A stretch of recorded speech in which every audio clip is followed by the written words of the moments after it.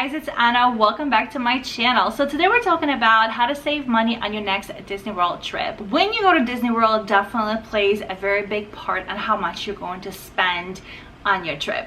January, July, August, and September tend to be the most budget-friendly months. In January, of course, the weather will be cooler. If you go in the beginning of January, you could still kind of get the tail end of the holidays because everything will still be decorated. So if that's something that you want to see, but you don't want to go in December or November when it's really pricey, then January might work very well for you. On July, August, and September, yes, it's in the heat of the summer and it is hot, it is toasty.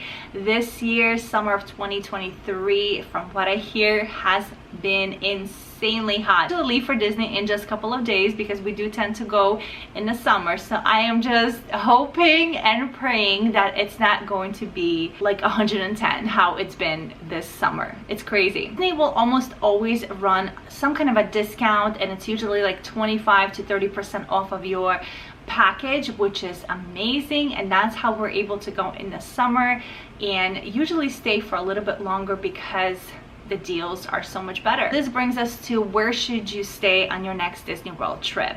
So the most budget-friendly stays would be at your value resorts, and those will be the All-Star Movies, Sports, and Music. We've stayed at 2 of them. We stayed at Movies, which was amazing, and we stayed at Music. Those resorts have been renovated in the last couple of years. They're very budget-friendly, very kid-friendly. They are very Disney themed and just amazing for kids and amazing when you are on the budget. Next resort, which is also a value but it's a little bit more expensive, it is Pop Century. We love Pop Century. We stay there pretty much on every trip. It's on a Skyliner. The rooms are just a little bit bigger and also renovated, and we just enjoy this resort a lot. Now if you're looking for something a little bit better and you're going into the moderate category, definitely recommend Coronado Springs, especially the tower. Staying at Coronado Springs is amazing, and especially in the tower, it's beautiful. It's quite new still. I mean, it's only a couple years old. It's amazing. The pool is amazing. I have great videos from that resort. I will link them down below. I actually have great videos from all of these resorts that I am recommending for you. Find them down below. It's amazing. So Coronado Springs is good. And then if you wanted to splurge and stay at a deluxe resort but also on a budget, then your deluxe resort should be Animal Kingdom Lodge. This resort is stunning. It is beautiful. So many great options, pools, dining, just the decor in the Christmas time. It's beautiful, and it gets overlooked because it's a little bit out the way. By far, out of all of the deluxe resorts, Animal Kingdom Lodge is the most budget friendly, and we stayed there quite a lot. You can also rent DVC points. I recently found a company called DVC Rental Store, and for the first time ever, I rented DVC points to stay at our upcoming trip. I never rented DVC points before was because all the other companies that are out there, they require you to pretty much pay 100% upfront as soon as your reservation is confirmed. And then the cancellation policy is you get nothing back. DVC Rental Store only requires 25% of your total to book your reservation, and then you have up to 75 days before your trip to pay out the remaining balance. And their cancellation policy is stress-free or worry-free. I forgot how they actually call it. Very, very friendly, and you do not lose your money. So definitely suggest you check them out. Trip actually that's happening in a couple of days. We are staying at Grand Floridian only for 2 nights because that's all mama could afford. We're doing split stays. Split stays is also a great option to check out different resorts and not break the bank. On this particular trip, we're saving $564 by using DVC points instead of booking directly through Disney for staying at Grand Floridian. So definitely weigh all of your options and see what works best. Of course, staying on Disney property has its perks. You are in the Disney bubble, which a lot of people love. You have free transportation depending where you stay. You have the option of using the monorail, the Disney buses, the boats, And you could also use the Disney minivans, which is through Lyft or Uber. Also, some other perks for staying on Disney property are getting into the parks 30 minutes before regular park guests. If you're staying in a deluxe resort, you have the option, of course it's very selective, but you have to check the calendar or just call Disney and double check with them. You get extended evening hours, which is amazing, and it's usually like 2 or 3 hours after the regular park guests leave. Only deluxe resort guests get to stay in the park. You could also explore the option of staying off Disney property, but take it with a grain of salt. It definitely could work for some and definitely won't work for others.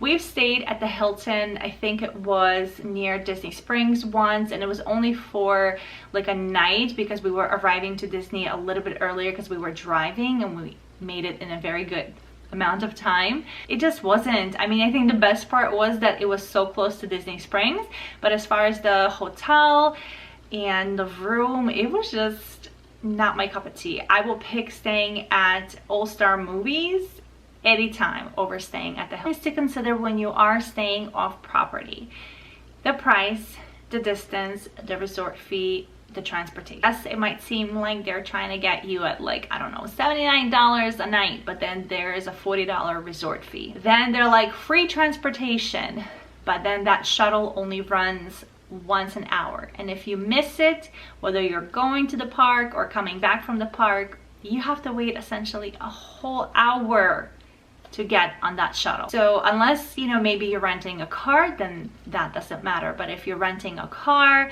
that's an extra expense, versus if you're on Disney property, you could use their transportation. But of course, maybe if you have a very large family and you guys are looking at Airbnbs or looking to rent a house or looking at like a ginormous condo that has multiple rooms and a full kitchen.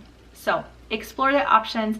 Don't forget about the transportation, and don't forget about the resort fees, okay? And this next, I would also recommend that you think about your park days and how that affects your budget. Definitely don't feel like you have to do all 4 parks if we're not including the 2 additional water parks. Don't feel the pressure that you have to go to every single park. Don't feel the pressure of listening to other people who say, oh, you definitely need 2 or 3 days to do Magic Kingdom, or you definitely need 2 days to cover Hollywood Studios, or, you know, 1.5 days to do Epcot. Don't listen to anyone. By cutting down your park days will save you a significant amount of money. Definitely recommend looking at the prices. Even if you're going for 5 days, do 3 days of parks and do 2 days at the pool and split them up. There are so many things to do at Disney resorts, and there's so many things to do at your resort. Definitely don't have to go to a Disney park every single day. You could definitely have 1 or 2 pool days, and that will significantly down the cost of your entire trip. Next tip is buying Disney gift cards. I know you probably heard all about it, but buying Disney gift cards, you're essentially prepaying for your trip or for a certain budget in your trip, for a certain category, whether it's dining, souvenirs, hotels, anything and everything related to Disney. Anytime you're in the store and you have a little bit of extra money, just buy yourself a gift card. Buy that $25 or $50, or maybe you could, you know, budget and buy the $100 gift card. That is already purchased and prepaid, and you're that much closer to fully funding your trip. Years ago, I would feel a little bit weird, like when my family or friends would say like, oh, what can I get you for your birthday or a holiday or for your kids? But now I'm just like, Disney gift cards. That is the best thing that you can give me and my kids, is Disney gift cards. Whenever my friends or my family members want to gift us something, we'll just take all the Disney gift cards. If you want to save a little bit on your Disney gift cards, I think Target still does the 5%, and you could also purchase them at BJ's at a discount and at Sam's Club. So definitely those are great options. And I know sometimes it might seem just, you know, a couple bucks here and there, but it adds up. You know, whatever you save, then you could put it back into your Disney trip for an extra souvenir or extra dining experience. So purchase those Disney gift cards. I myself buy gift cards all the time, and I'm very honest and transparent with you guys. Here is my beautiful Ziploc bag of my Disney gift cards that I've been purchasing here and there, that my friends have gifted me and my kids for holidays and birthdays. It's here, and this is my entire budget for food, drinks, and souvenirs. That's it. So I probably have $1,000 or very close to $1,000 here, and it's all in gift cards, and it's all for the food and souvenir for our 9-day trip to Disney World that we have coming up in just a couple of days of August 2023. I'm not sure when this video might find you.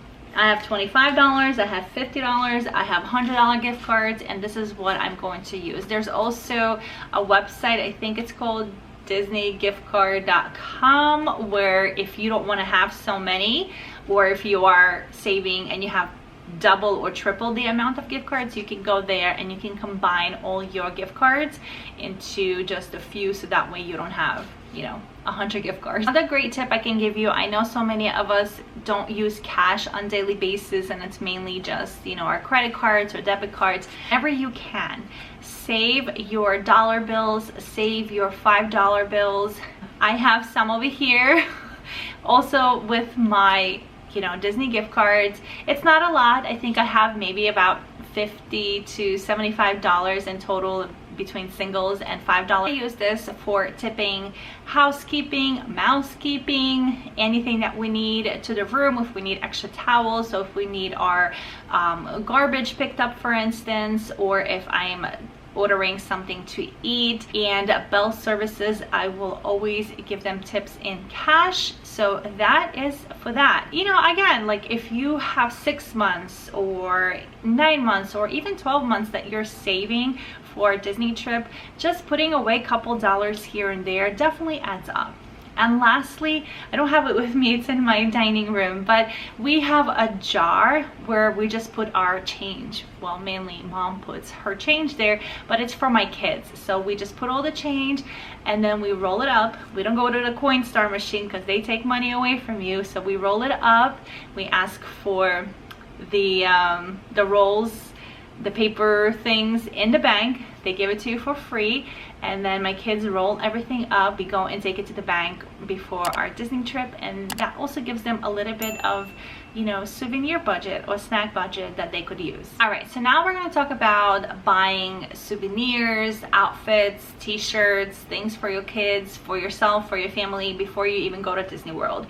So some of the great stores I have found is Shop Disney, when they run that amazing like 40% off sale, plus things are already on sale, and plus you get free shipping. You can find and score a lot of great items. Walmart, Target, Old Navy, Zara, Poshmark, so many great options where you can purchase things for your Disney trip. And also Etsy. Don't feel like you have to have a matching shirt for your entire family for every day of your trip. If you're on a budget, just skip that and buy something secondhand. You can again buy something on sale. Shop Disney has that sale, I think it's multiple times a year, so if planning for next year, take advantage of those sales and purchase things. Even if you have small kids, purchase a size bigger or 2 sizes bigger. I'll give you a great example. We went to Disney last summer and we went to their Christmas shop, and I saw a handful of ornaments. Love Christmas, love ornaments. And they were all like $23, $25, $30, $29. And I was like, Disney, I love you, but I cannot spend that kind of money for a plastic Disney ornament. We came home, that was summer, Black Friday came, and they had Christmas stuff on sale, and it was so heavily discounted. Pretty much got all of the ornaments and some that I wanted for fraction of the price. It helps to shop when there's sales. Another example I can give you is bubble wands. You can purchase bubble wands pretty much anywhere. They don't have to be Disney. Your kids really won't know the difference, but if you do want to get those Disney bubble wands, then buy them on Shop Disney on sale. I think it was last year or the year before. I just really wanted to get bubble wands for my kids, and I know I have, you know, an older kid and a younger one, but listen, when you get something for one, you have to get something for the other one. We haven't purchased bubble wands in quite a few years, and so while I was on Shop Disney during probably their Black Friday sale, they had bubble wands, and they were like $12. $12 versus almost $30 at the park. It's definitely worth to check out, to shop in advance. Etsy can sometimes have really great sales on t-shirts.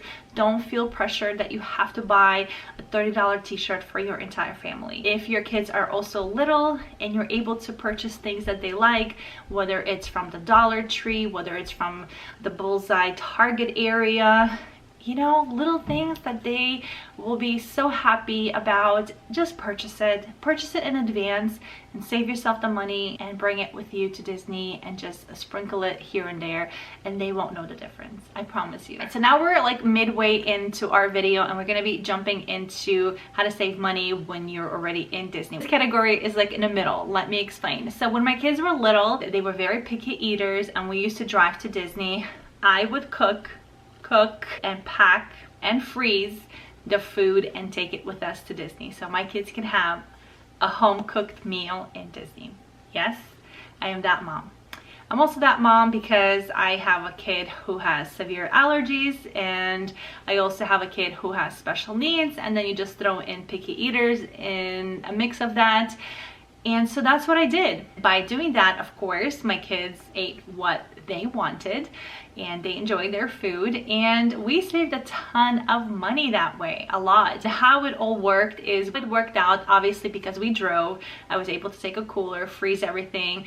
If we stayed midway to driving to Disney World, we would make sure that we get like a suites kind of a room that had a full fridge, so then I would throw everything in the freezer, keep it nice and cold. As soon as we got to Disney, we would either still keep it in the cooler if it was very frozen, or, you know, put it in the fridge.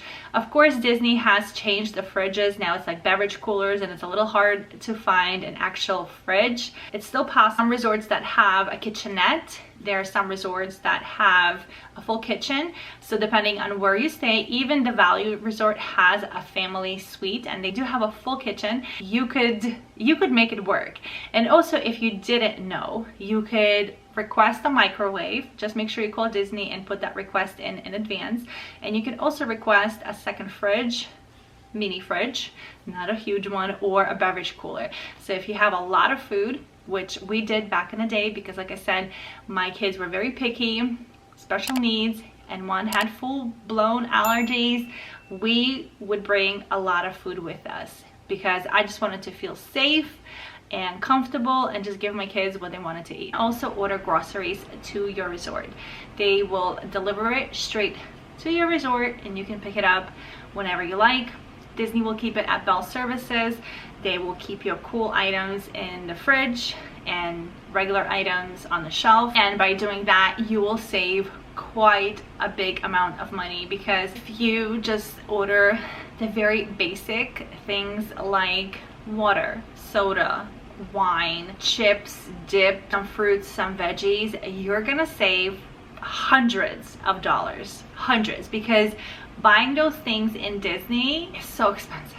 I mean, I think a bottle of water at this point is like $5. Soda is like the same. Wine is like quadruple the amount of price. I think a banana is like $3. Take anything you'd like to Disney parks. It just has to be a soft cooler, no glass, and no loose ice. If you don't have a fridge that has a freezer compartment, if it's just a beverage cooler, you just go to the ice machine and just pack that ice into like a Ziploc bag and throw it into the cooler, and that is fine as long as that loose ice is contained in a bag. So rent a locker in Disney and you could put your entire cooler in there so you don't have to carry it around.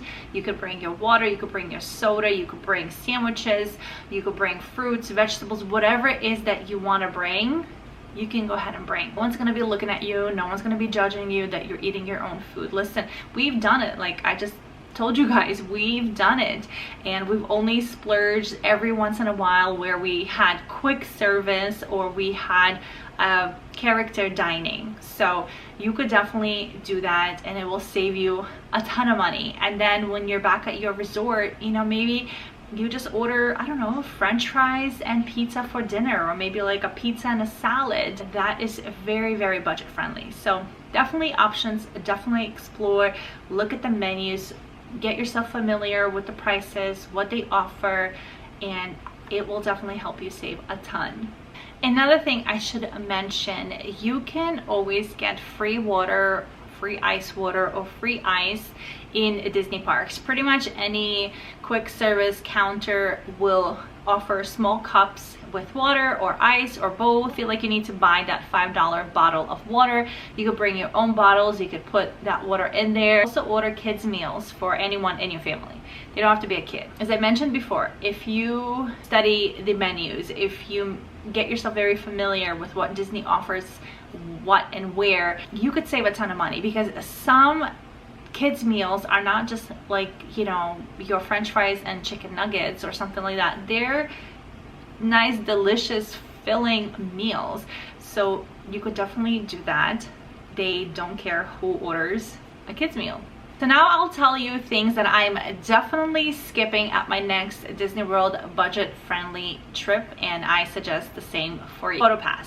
PhotoPass is a great option. I know us moms, we almost never are in the photos thanks to our significant others, but you know, if you're going on a budget-friendly trip, definitely skip it because it's expensive and it's not necessary. Definitely skip the park hopper. It's a lot. You're gonna be go, go, go, go, go. It's too much. You're gonna be rushing through everything, and it's also extremely expensive, especially if you have a larger family. So I would definitely skip park hopper if I'm on a budget-friendly trip. I would also skip the dining plan. Now, there's a lot of mixed feelings about the dining plan, and in 2023 the dining plan is still not out, but if you're watching this video anytime after, I think, January 6th or 8th, when the dining plan returns to the park of 2024, I would definitely skip the dining plan if you're on a budget-friendly trip, unless you like to feel that you completely paid your trip and then you go to Disney and you're just going to enjoy, eat whatever you like on your dining plan. Many great videos out there that break down the dining plan. So essentially, unless you're eating, you and your kids, unless you're eating the most expensive things on the menu for each meal, you're not going to make any money off of the dining plan.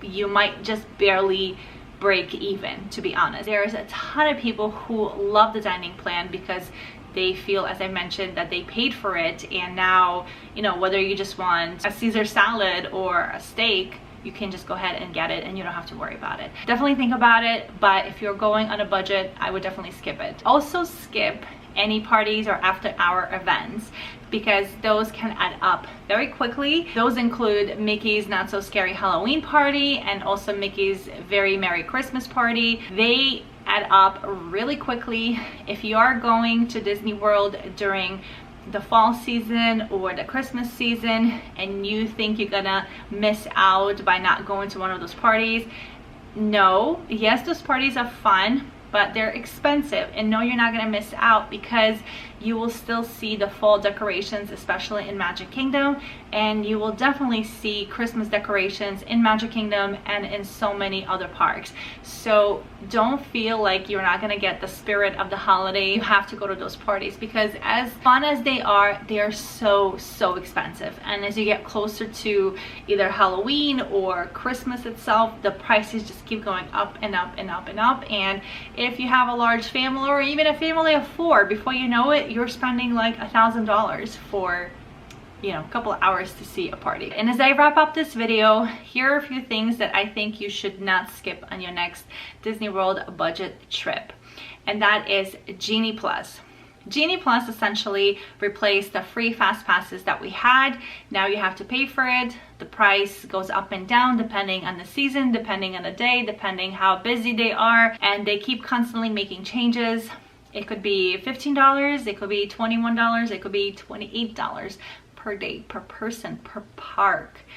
But of course, if you do park hopper, you could still use it in the other park. Genie Plus will definitely help you tremendously. You'll be able to book rides and attractions and shows, and you won't have to wait for hours and hours in Disney lines and be frustrated.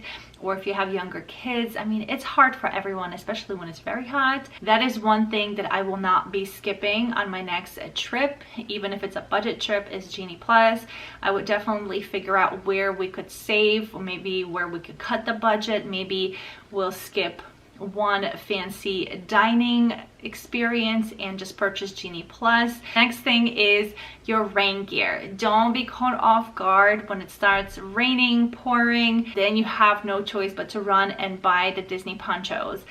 Yes, the Disney ponchos are expensive. The Disney ponchos are also very, very good quality compared to the ponchos people tell you to get at the dollar store, at Walmart, or at Amazon. Get yourself a box.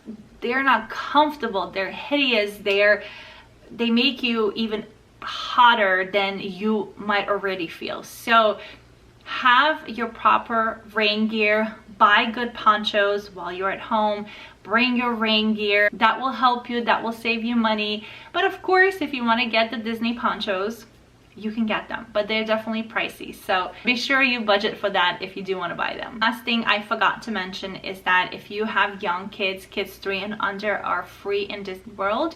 You don't need to get them any park passes, they don't need to pay for dining. Literally, if your child is turning 3 this week and you're going 2 days before your kid's 3rd birthday, they will be in the park for free, and that is a humongous savings. So definitely, if you're considering going around your kid's 3rd birthday, either, you know, move it up or move it down, but try to make it around that time so that way you could bring your child in for free. And I think that's it. I hope you found this video helpful. It's probably very long, I'm sorry, but there's just like so many ways to save on your next Disney trip. So I hope it helped you. If you have any further questions, be sure to leave it down in the comments below. Subscribe if you haven't already, and I'll see you real soon. Bye.